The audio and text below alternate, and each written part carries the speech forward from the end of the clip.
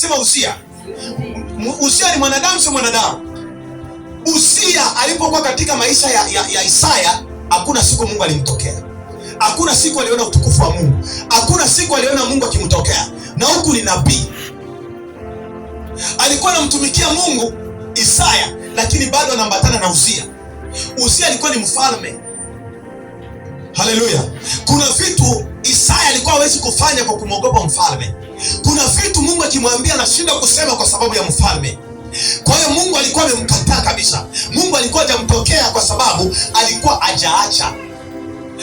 Kuna mtu ananielewa?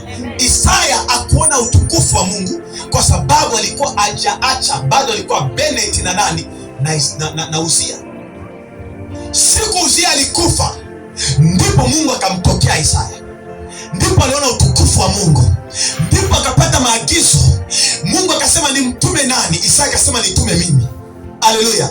Kumbe alikuwa anafanya kazi ya Mungu, alikuwa hajatumwa bado. Unaweza kuwa mchungaji lakini hujatumwa. Unaweza kuwa nabii lakini hujatumwa. Unaweza kuwa mtumishi wa Mungu lakini hujatumwa. Na tabia ya watu wanaomtumikia Mungu hawajatumwa utawaona kwa mambo haya. Haleluya.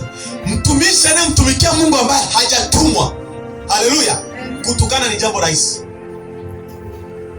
Kuzini ni jambo rahisi. Kwake tuchapo. Usijipitishe unapita na wewe.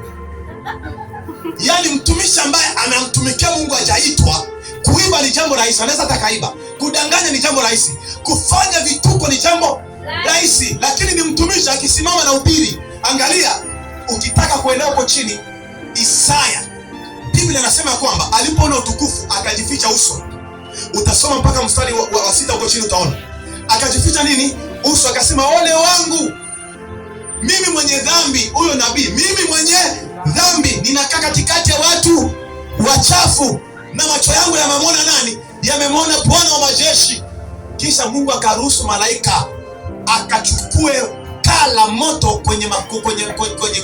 kwenye madhabahu, akalipitisha kwenye midomo ya Isaya nabii. Kuna watu lazima Mungu apitishe kaa la moto kwenye kinywa chako.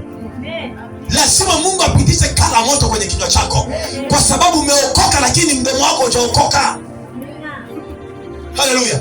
Yaani mdomo unamwaga hujaokoka. Isaya alikuwa nabii lakini miongoni mwa watenda dhambi. Alikuwa nabii lakini dhambi anafanya. Alikuwa nabii lakini anashiriki vitu vya ajabu. Ndio maana alipokutana na utukufu, sikia nikwambie, usipokutana na Mungu utajiona mtakatifu sana. Haleluya, haleluya, haleluya. Usipokutana na Mungu utajiona mtakatifu sana.